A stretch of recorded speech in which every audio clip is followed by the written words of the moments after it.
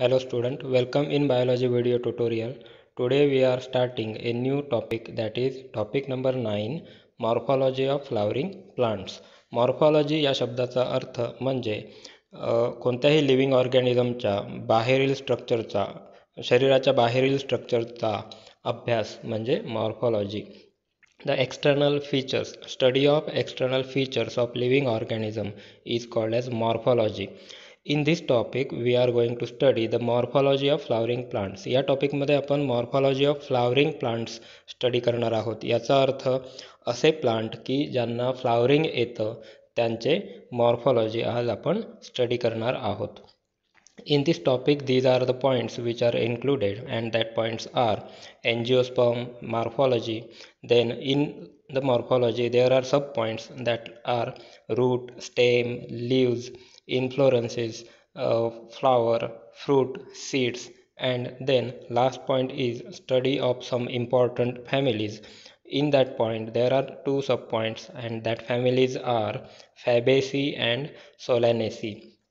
Out of these points, in our board some points are reduced and only these 3 points are there for our syllabus. That points are, first is inflorescences, then flower, and last point is the family Solanaceae. So today we are going to start from the first point, and that point is inflorescences.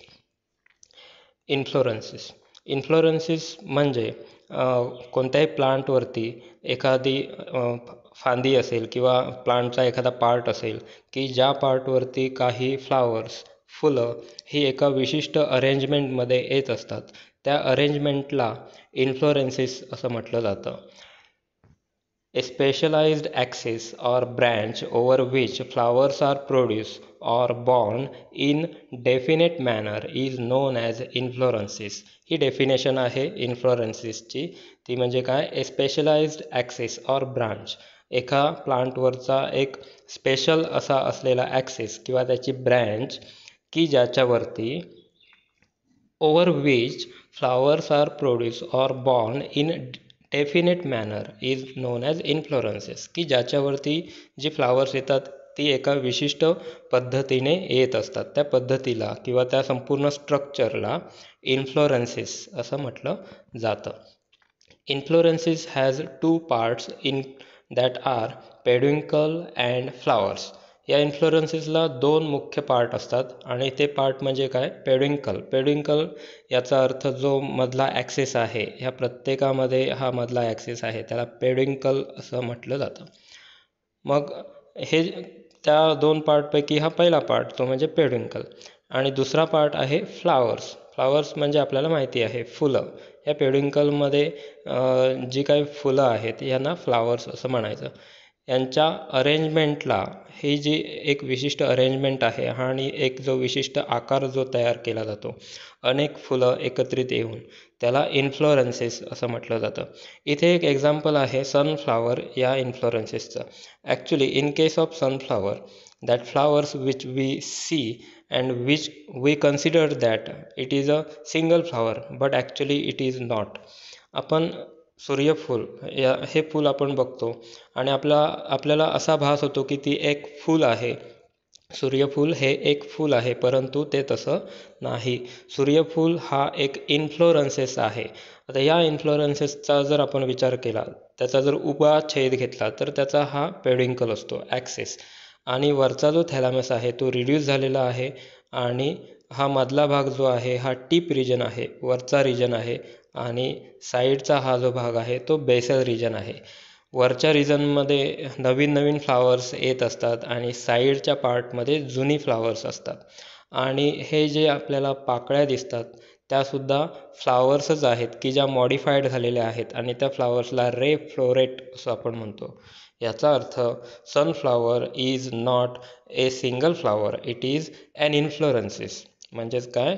Sunflower हे एक फूल नाही आहे, तर ते पुष्पगुच्छ या पद्धतीचं एक स्ट्रक्चर आहे. सिग्निफिकन्स, असे इन्फ्लोरन्सेस येण्याचे फायदे काय, त्या झाडांना कोणता फायदा होतो?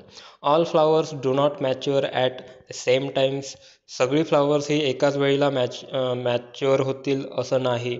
Chances of pollination increase and large number of flowers can be pollinated. जे पॉलिनेशन करणारे एजन्सीज असतात, लिव्हिंग एजन्सीज असतात, ह्या एजन्सीजकडून जर पॉलिनेशन घडून आणायचं असेल, पॉलिनेशन म्हणजे परागीकरण, एका फ्लावरचे पराग दुसऱ्या फ्लावरच्या स्टिग्मावरती घेऊन जाण्याचं जे कार्य आहे त्याला पॉलिनेटिंग एजन्सीजकडून हे कार्य केलं जातं. मग हे जे परागीकरण आहे, हे परागीकरण त्या पॉलिनेटिंग एजन्सीजकडून एकाच वेळेला भरपूर फुलांचं परागीकरण केलं जाऊ शकतं, कारण की जर ती फुलं इन्फ्लोरन्सेसमध्ये असतील तर ह्या पॉसिबिलिटीज जास्त वाढतात.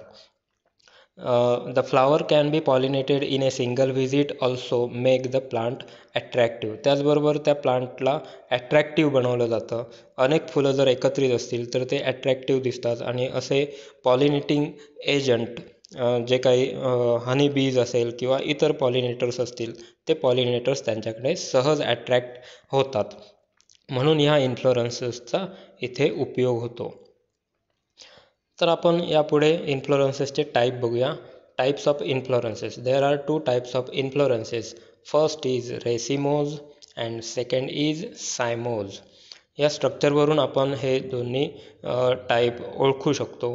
रेसिमोज याचा अर्थ, याचा जो पेड्युंकल आहे तो आपण बघू शकतो की जो इनफायनाईट वाढू शकतो. पेड्युंकल अजून पुढे ग्रोथ त्याची होऊ शकते, परंतु यामध्ये जो पेड्युंकल आहे त्याचा जो अप्पर पार्ट आहे हा फ्लावरमध्ये कन्वर्ट झालेला आहे आणि याच्या पुढे हा पेड्युंकल वाढू शकत नाही. तर याचे अजून काही फरक आहेत दोघांमधले, आपण डीपमध्ये किंवा इन डिटेल पुढच्या स्लाईडमध्ये बघूया. पहिला type racemose. Racemose, growth of peduncle is infinite or unlimited. याचा जो पेड्युंकल आहे याची ग्रोथ ही इनफायनाईट असते आणि अनलिमिटेड असते. ही ग्रोथ नेहमी वाढत जाते. जो मधला मेरिस्टेमॅटिक टिश्यू आहे तो नेहमी वाढतच राहतो. Apical bird is free. मधला जो मेरिस्टेमॅटिक बर्ड जो आहे की ज्यामध्ये नवीन सेल डिव्हिजन होऊन नवीन सेल्स तयार होतात, असा जो रिजन असतो हा फ्री असतो आणि तो नेहमी ग्रोथ करत असतो, for continuous growth. Then the next character is in this racemose, flowers are born in acropetal succession. यांचे जे फ्लावर्स आहेत, लास्ट स्लाईड आपण पुन्हा एकदा बघूया.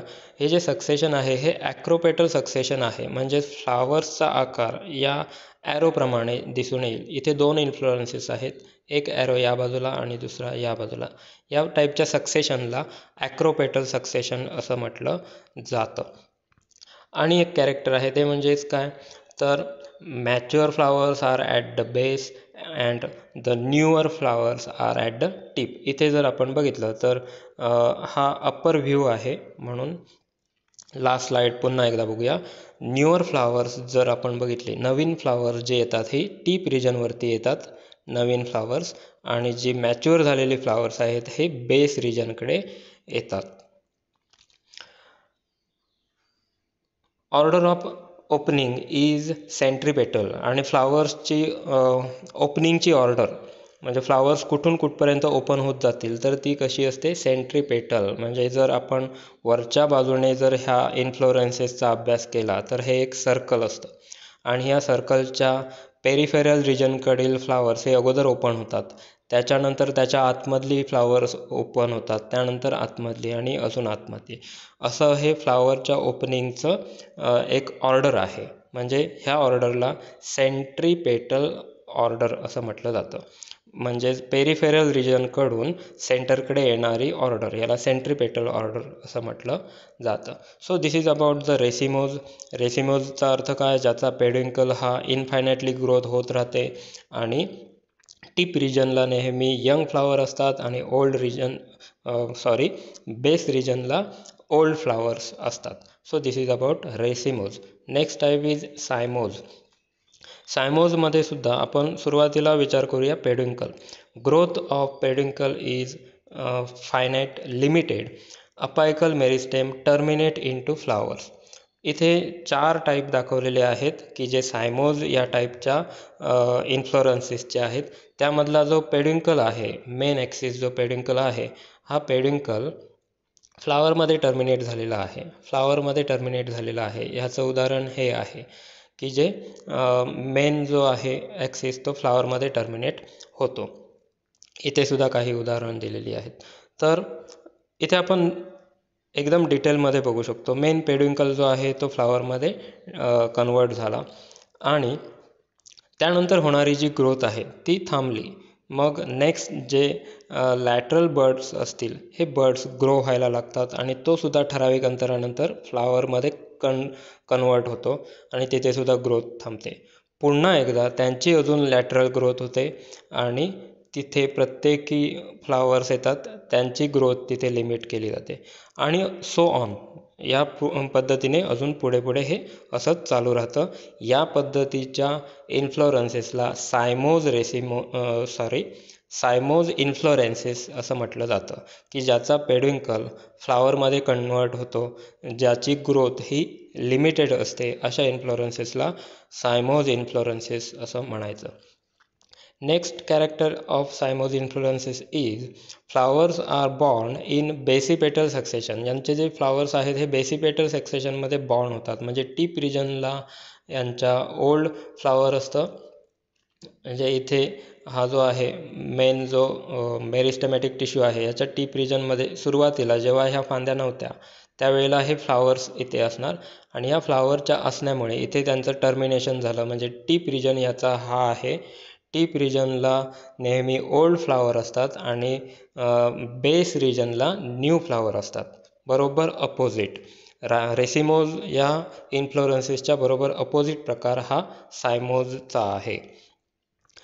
इथे आपण नीट बघू शकतो की old flower are at the tip region and new flowers are at the base region. So this is opposite structure of the racemose and this type is called as cymose.